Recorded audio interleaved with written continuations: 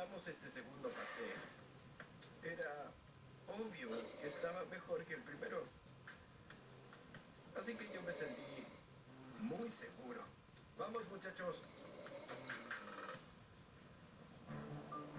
Recepción de la boda.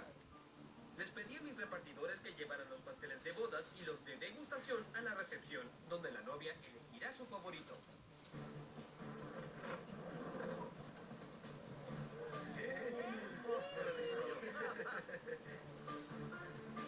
Por aquí, cuidado con las esquinas.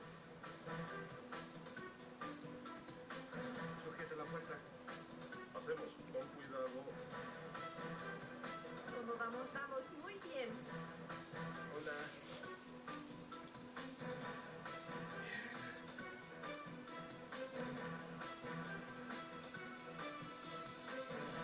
Lo lograron. Cuidado. Mirabas su pastel y hacías así.